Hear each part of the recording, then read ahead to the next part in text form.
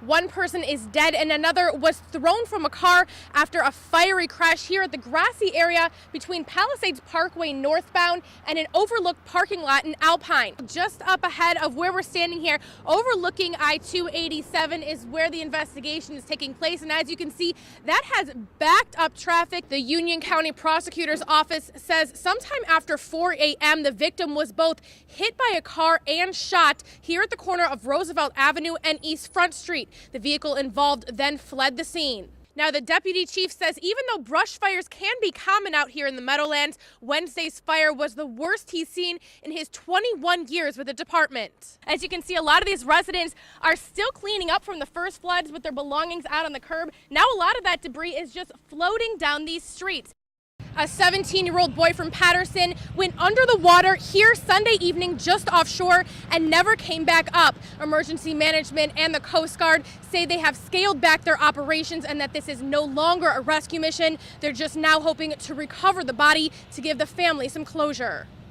At 5:40 Sunday evening, 3 people were caught up in the rip current at the beach off of Ocean Boulevard in Long Branch. When our head lifeguard happened to be in the parking lot when he heard the distress call come in, he went out and he was able to see that the one person got back to their feet, stood up, and he saw the woman in distress. He grabbed the woman, he got them to the beach, at which time the other gentleman said to him, my brother, which I don't think it was, but he said my brother's still in there, and he was under by that time, and that's when we got everybody down here and did whatever we could. Police, dive teams, and the Coast Guard searched for hours, then resumed their search at first light this morning, but there was no trace of the teenager who disappeared under the waves. You know, when you put this much effort to try and help somebody and we can't find them, it is frustrating. Officials say there has not been a drowning at this beach in 20 years and that this has been a tough and emotional day for everyone. Lifeguards are really distraught, especially the couple that have gone in the water. They did everything they possibly could, and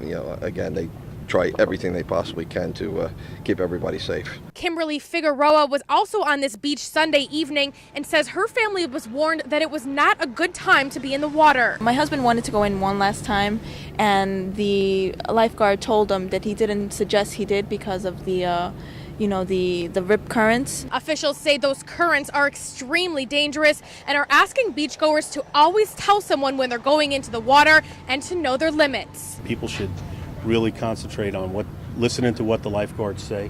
Don't get in over their heads, and be wary of what their ability is in the water. Now, the victim's family was out here throughout the entire ordeal. Officials say they are obviously very distressed. This is something they never imagined would happen on their Memorial Day weekend that was just meant to be a fun weekend at the beach. In Long Branch, Barb Consiglio, FiOS 1 News.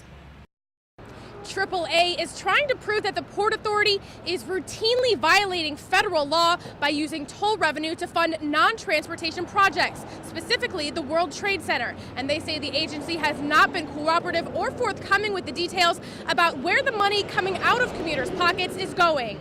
I knew it was going to hurt my pocket, and it's like leaving us with no choice because we got to get to work every day. Ignace Sananjul says he cringes every time he gets his Easy Pass statement after tolls went up by 50% at all Port Authority crossings last September. The New York State chapter of AAA will go to court to force the Port Authority to turn over detailed revenue and spending figures that they believe will show that it's not possible that some of the $2.7 billion in reserve funds did not go to the World Trade Center redevelopment. AAA says after they filed the lawsuit, they did receive some of the documents they requested, but that most of the figures on them were blacked out. Commuters say they're glad that AAA is getting to the bottom of the issue, but that they don't expect the toll hikes to be reversed. I don't think the tolls will ever be reduced. If they use the money for mass improvements in mass transit, that would be good. I don't think that they need to spend the money on office buildings. I think that's where some of it's going.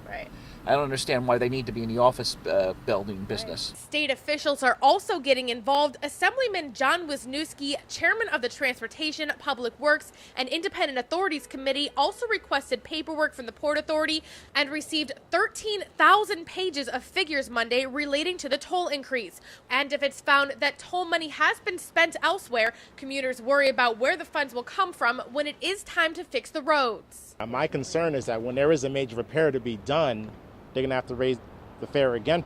Now, Port Authority lawyers deny that any of the money from the toll hikes went to the World Trade Center, even though press releases and official statements from the Port Authority prior to the toll hikes stated that they would help with the construction. In Jersey City, Barb Consiglio, FiOS 1 News. Our top story, now that the floodwaters have finally receded in Wallington, folks are beginning to clean up the garbage that's lining their streets. But it's a big job that will continue through the Labor Day weekend. FiOS 1's Barb Consiglio joins us live with more on how everyone there is helping out. Barb. Hey, well, you know, people had to discard pretty much everything from the lower level of their homes. You can see here, there's some washers and dryers that are just ruined from those floodwaters. Now, there's been sanitation workers and tow trucks all over these Wallington streets. And I've been out here all morning, and it is absolutely amazing how different these streets look from just a few hours ago. Everyone here in Wallington is chipping in. This used to be Ziggy Zubritsky's finished basement, but it is now completely gutted from flooding. Furniture was destroyed. What was his walls is now garbage on the curb. The water even damaged his home's foundation. Everything. As sanitation crews slowly make their way down these Wallington streets, residents watch as all of their belongings are tossed into a trash compactor. It's coming up from the floors and from the streets. We're always getting swamped like anything. I had 6 feet of water in my basement. But neighbors in this Polish-American area are helping each other recover. People helping out everybody. Everybody's helping out everybody here. In every kind of situations where we come with pumps. I've been helping out with people with pumps, giving them pumps and all that.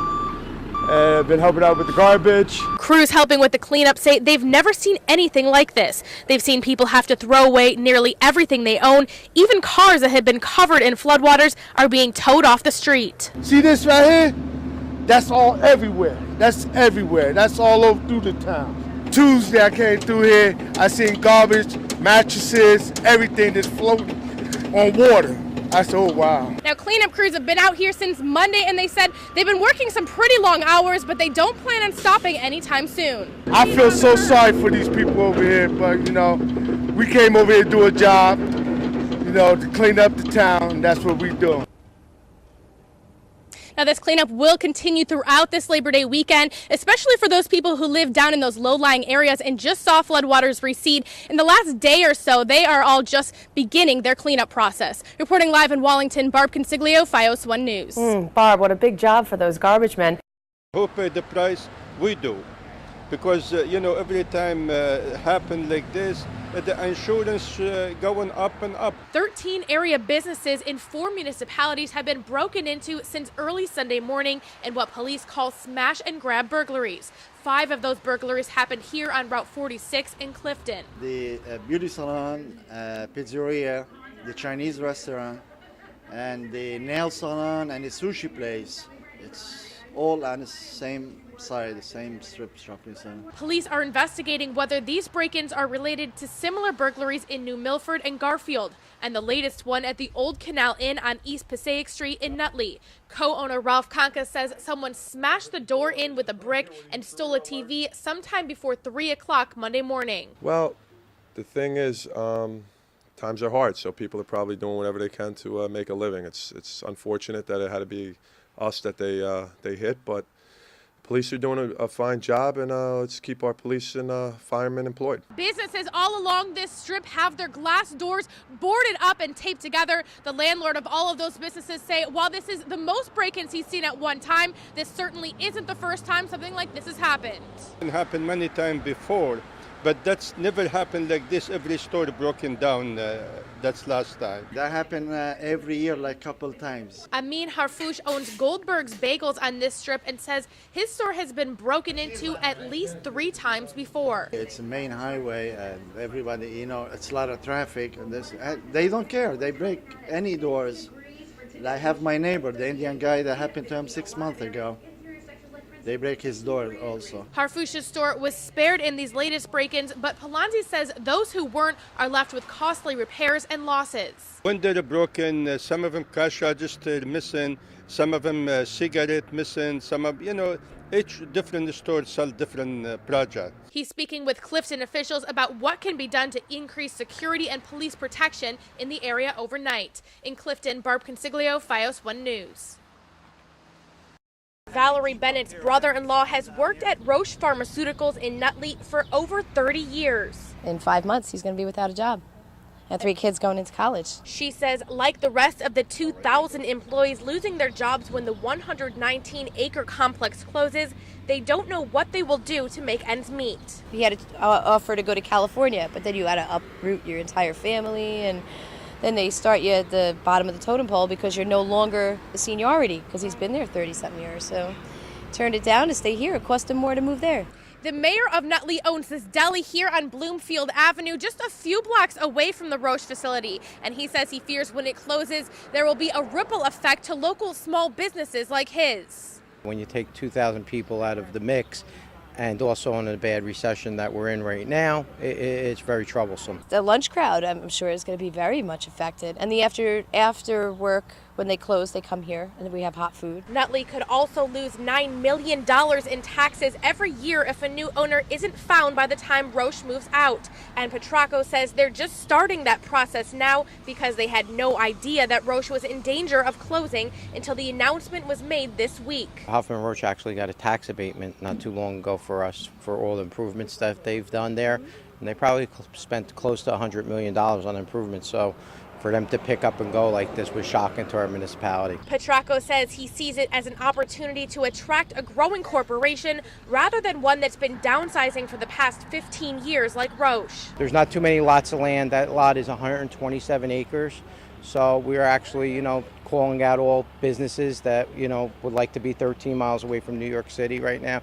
So we think we have a real piece of property that's very, attractive to a business to come to. In Nutley, Barb Consiglio, FiOS 1 News.